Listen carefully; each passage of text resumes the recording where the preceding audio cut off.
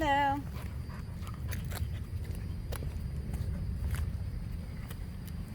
Hey guys, Victoria here with Take the Lead, and we've got Chaka, and we're going to be demonstrating introduction to leash pressure with the slip lead. So that means he's got his slip lead on, right? We got our slip lead on. P for puppy goes behind the ears, top of the neck. We push the stopper down, and we're going to talk about how we can get him to start yielding to leash pressure.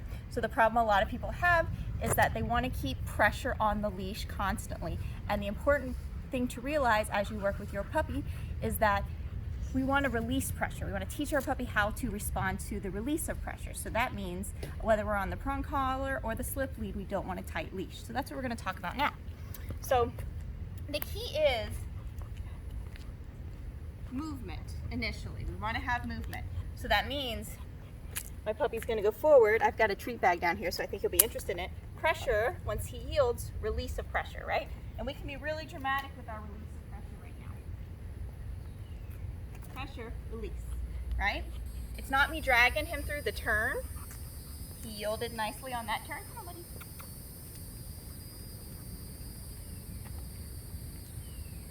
I'm gonna let him get ahead of me. Pressure, release. Can you see how the leash will be tight and then I release it? It's a really important part of pressure and release is that snugness and then your active release. So again, pressure, release. It's almost like I'm pushing the leash back on him a little bit. There's pressure and then release. That's the important part.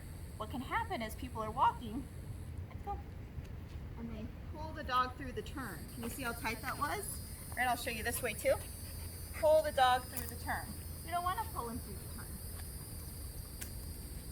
People will pull the dog through the turn. Can you see that? We don't want to do that. What we want it to look like is that.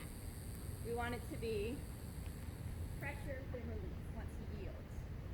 So you can see how I'm using my fingertips to encourage me as the handler to release pressure.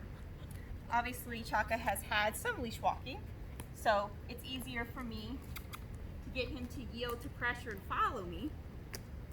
But it's just important to remember, guys, that as you move with your dog or you do sit or down or any commands, it's pressure, then release. You create pressure and then you release the pressure. So think you're almost like throwing the leash back at the dog. You gotta really give that pressure back. Let's go.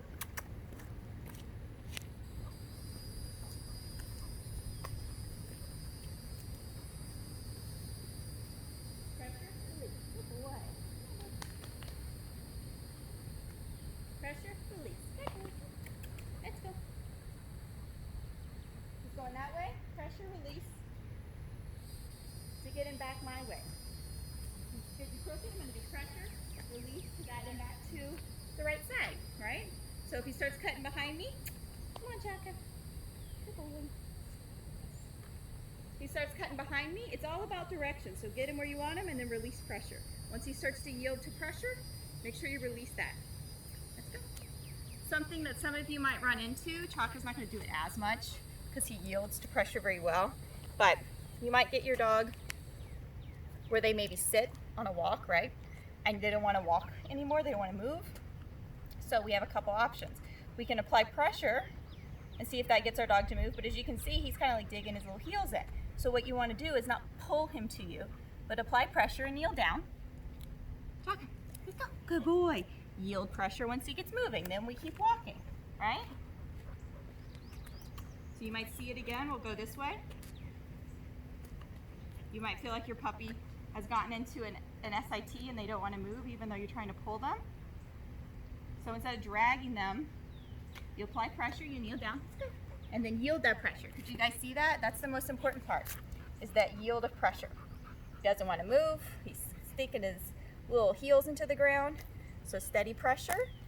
I'm going to kneel down. Let's go, let's go. Good boy. And then I relax pressure and we walk on. And you can have food if that's the case.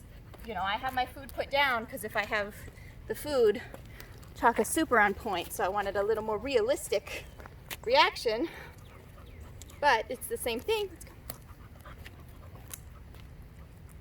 I'm going to put him into an SIT to imitate him putting the heels in on a walk, putting on the brakes as we say. He doesn't want to walk, right? So I can kneel down You already know.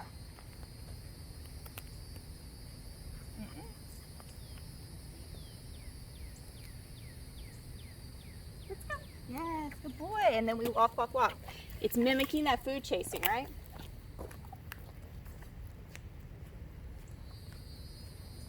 So just so you can see a little bit more, you put your puppy in he's in an SIT and he's dug his heels and he doesn't want to walk. You're trying to get him to move. He doesn't want to move. So again, kneel down. So good boy, yes. And then you can pay him, right? You want to say yes when they get moving. If you get the brakes again, he puts on the brakes again. Then we just repeat it. Oh, there you go. And we just get them engaged. Okay?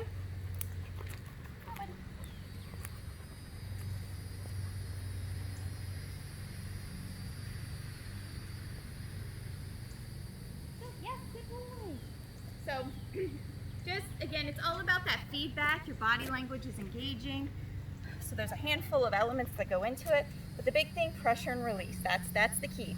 That we apply pressure,